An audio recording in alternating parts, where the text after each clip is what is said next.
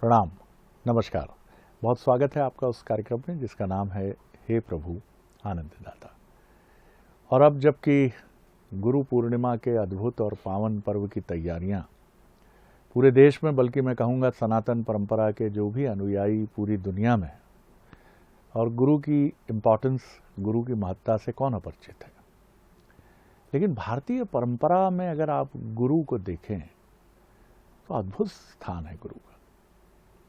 और गुरु के लिए एक बात ये भी कही जाती है कि गुरु और शिष्य का संबंध लौकिक नहीं होता है, वो आप कह सकते हैं अलौकिक होता है।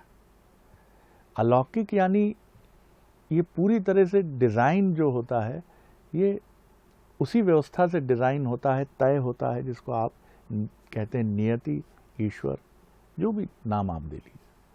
यानी ये हमारे वश में नहीं है कि हम गुरु ढूंढ लें।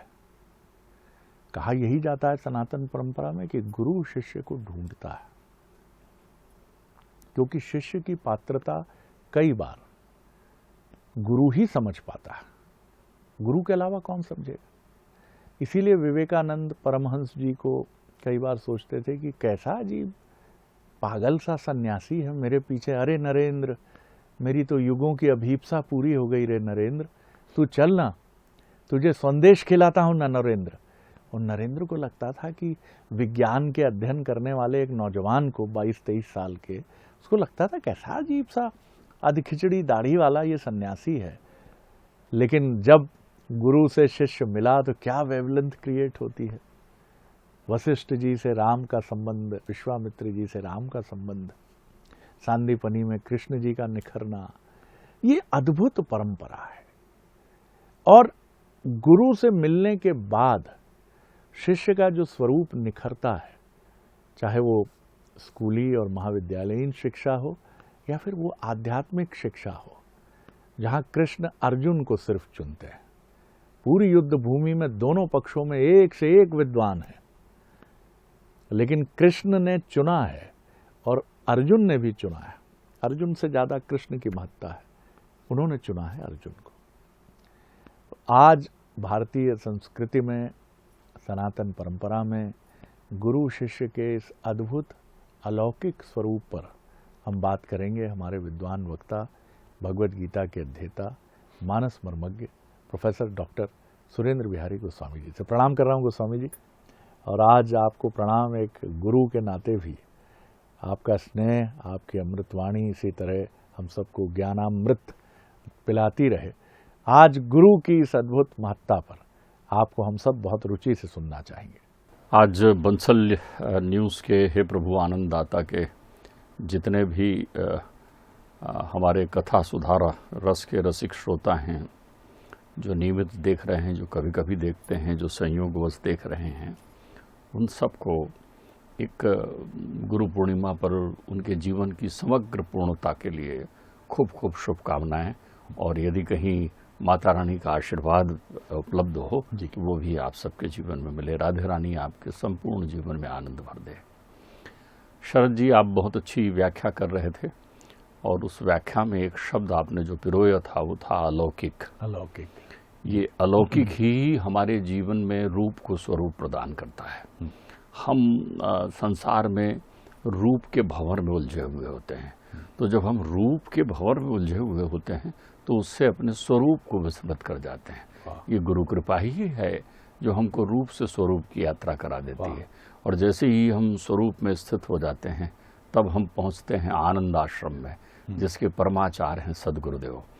गुरु शांति और आनंद के आश्रय हैं, इसलिए वो आश्रम कहलाते हैं उनके, कि जब भी कभी वो आपको सुख दुख के भंवर से निकालते हैं, वो आपको संसार की माया से मुक्त करते हैं, वो आपको अंधेरे में प्रकाश की अनुभूति कराते हैं। ध्यान रखिए, इस पर तो मधुसूदन सरस्वती एक बड़ी अच्छी बात करते हैं, गुरु महिमा की बखान करते हुए एक सुंदर श्लोक कहते हैं कि अद्वैत बीथी पथ के रूपाशा। वो एक अद्वैत पथ के पथिक होते हैं। और अद्वैत पथ का पथिक यानी होता है कि वो सचराचर सृष्टि में प्रत्येक कण कण में ज्ञान के उस स्वरूप को ध्यान में रखते हैं जहाँ ब्रह्म होते हैं, जो परमात्मा से हमारी मुलाकात करा देते हैं। तो वो कहते हैं अद्वैत बीथी पथ के रूपाशा। और स्वराज सिंहासन लब्ध दीक्षा, वो दीक्षा लब्ध कराते हैं। ध्यान रखिएगा, शिक्षा ली जाती है और दीक्षा दी जाती है।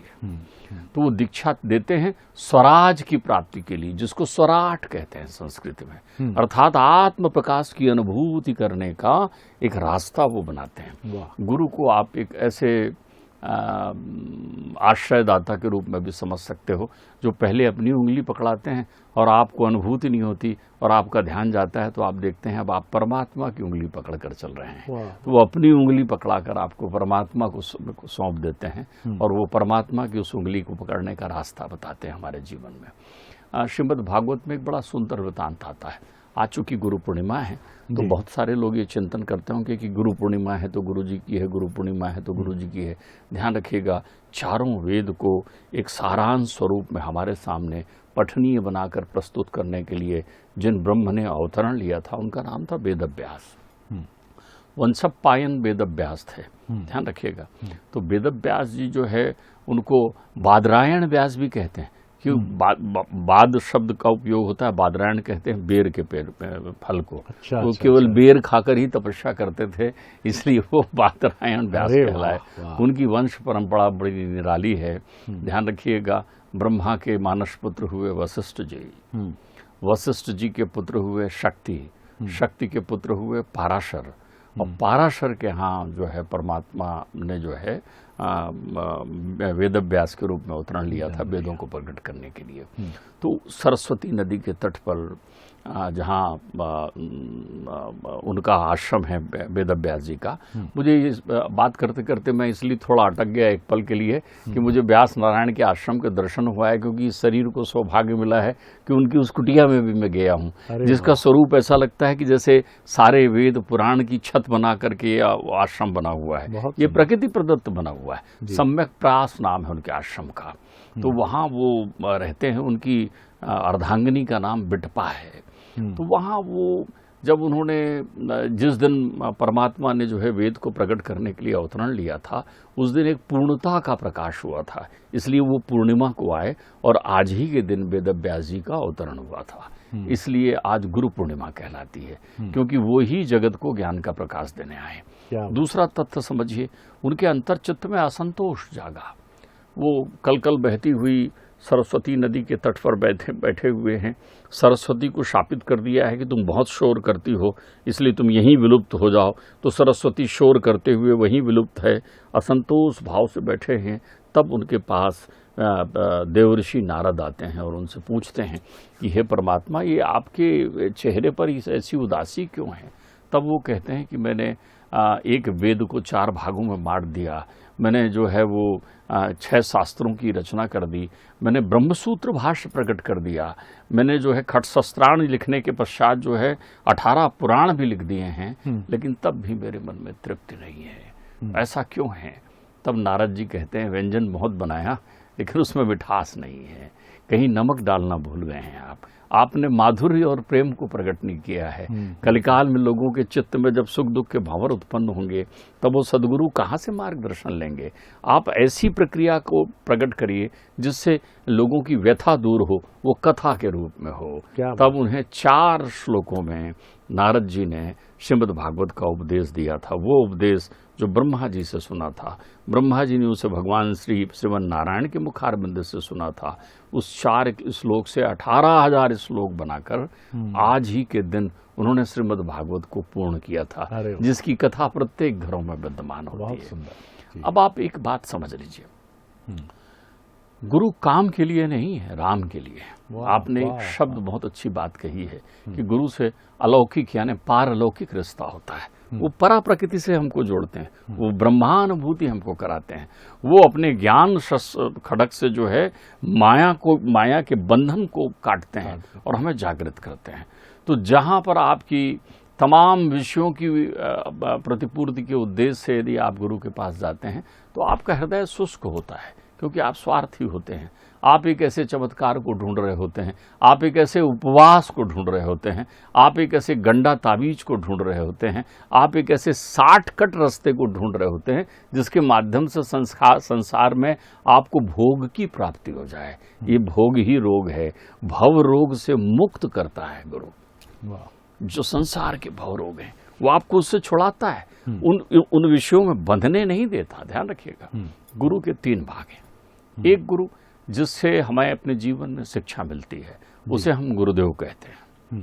ध्यान रखिएगा, श्रीमद् भागवत में कृष्ण ने सावधान करते हुए कहा है कि गुरु शांति और क्षमा का आश्रम है, गुरु देव हैं। इसलिए कभी भी गुरु का संबोधन जो है, गुरु की तरफ दृष्टि जो है वो मानवीय दृष्टि न डालिए, उसकी ज्ञान की समग्रता को ध्यान में रखते हुए गुरु को देव ही कहें, इसलिए गुरुदेव शब्द बना है। तो जो लोग ऐसे कहते हैं गुरु हैं गुरु हैं गुरु हैं, ये शब्द आप आंशिक है। गुरु को संबोधन गुरुदेव के रूप में किया जाता है, क्योंकि वो देव हैं, प्रत्यक्षता देव हैं आपके जीवन में। तो जिनसे शिक्षा मिलती है वो गुरु हैं, गुरुदेव हैं हमारे।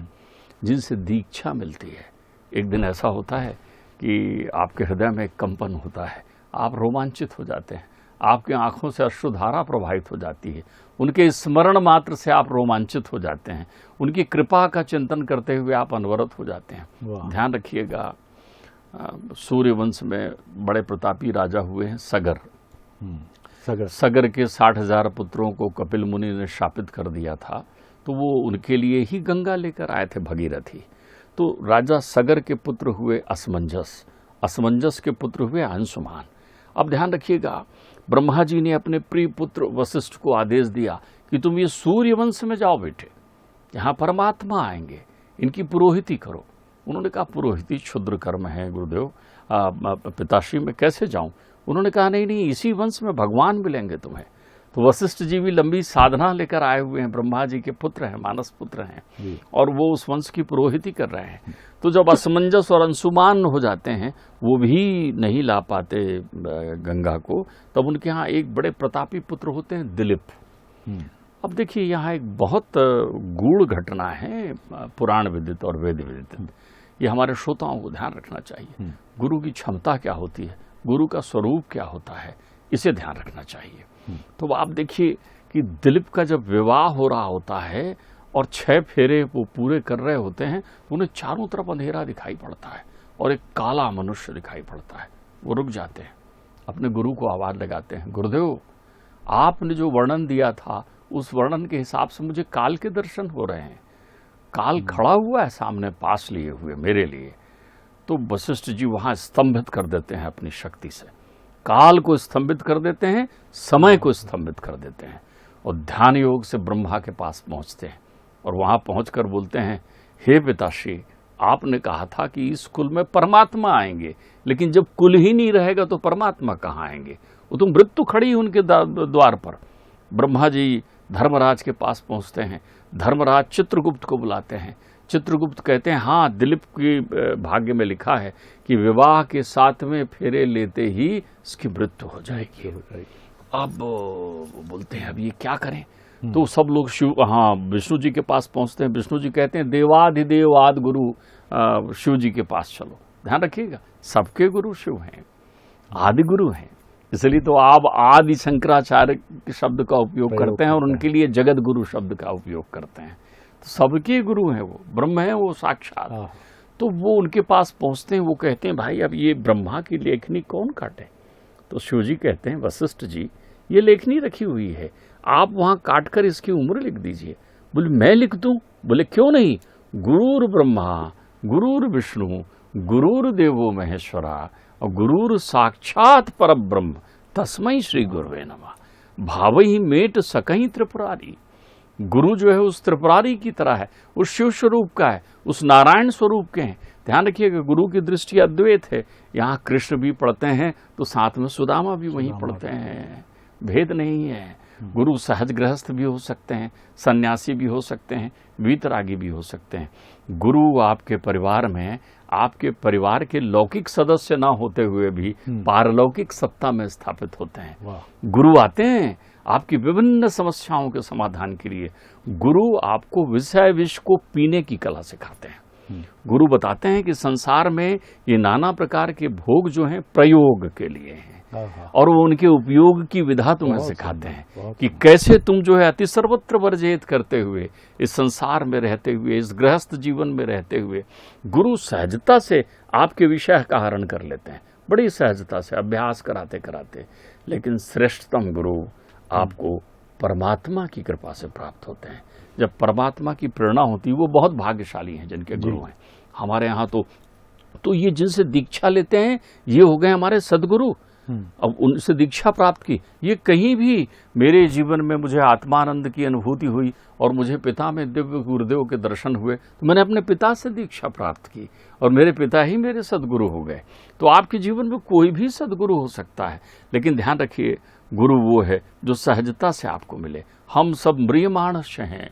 परीक्षित तो देखो गंगा के तट पर बैठे हैं विलाप करते हुए, और उन्हें कहाँ सुखदेव जैसे गुरु वहीं प्राप्त हो गए, उनके पास आ गए। तो गुरु वो होते हैं जो आपको मिलते हैं और मिलते ही कहते हैं चिंता नहीं करो बेटा, सब ठीक हो जाएगा। वो कहते हैं अरे तनाव में क्यों बेटा, अच्छा हो जाएगा। वो आपके साथ इतनी शीतलता से बात करते हैं कि आपका चित्त आनंद से भर जाता है। जब बहुत व्यथित होते थे दशरथ, जब बहुत व्यथित होते थे तमाम राज महाराजा के लोग, वो सब अपने गुरु की शरण में जाते थे। जब एक आम व्यक्ति के जीवन में दुख का अंबार भरा हुआ होता है, तो हमारे पास ध्यान रखिएगा, ये बाबा तुलसी ने तो एक अति विचित्रता कर दी है। वो तो बंदहु गुरु पद पद्म परागु कहा है, पराग कहा है, अमृतमय चूर्ण कहा है। वो कहते हैं अंजन भी यही है, मंजन भी यही है। इससे दिव्य दृष्टि प्राप्ति होती है, इससे माया का आवरण हट जाता है। तो न जाने किसके भाग्य कब जागे और उनके जीवन में गुरु मिले। ईश्वर करे आपके जीवन में सदगुरु प्राप्त हों, और सदगुरु नहीं मिले हुए हैं तो जगत गुरु की आराधना करिए। कृष्णम वंदे जगत गुरु, शिव भी गुरु हैं, नारायण भी गुरु हैं। परमात्मा को कण कण में देखिए और आप अपने गुरु को अपने चित्त में बैठाकर आज पूर्णता को प्राप्त करिए, क्योंकि आज गुरु पूर्णिमा है। अद्भुत अद्भुत अद्भुत। फिर मैं एक बार शब्दों से जिस आनंद की वृष्टि अभी इस संवाद के जरिए आपके माध्यम से डॉक्टर साहब हुई है, ओहो कितने सहज रूप से आप कितने, और इस पर तो मैं ठिठक ही गया कि भोग जो हैं वो प्रयोग के लिए हैं। ओहो कितनी सुंदर बात है, कितनी सुंदर बात है कि प्रयोग करके छोड़ देना, प्रयोग में कोई अटकता नहीं है। बहुत सुंदर डॉक्टर साहब, अद्भुत है। और वेदव्यास जी का तो आपने जो खाका खींचा है, प्रणाम है वेदव्यास जी आपको। और आदि गुरु निश्चित तौर पर, इसीलिए शिव को आदि गुरु कहा गया है।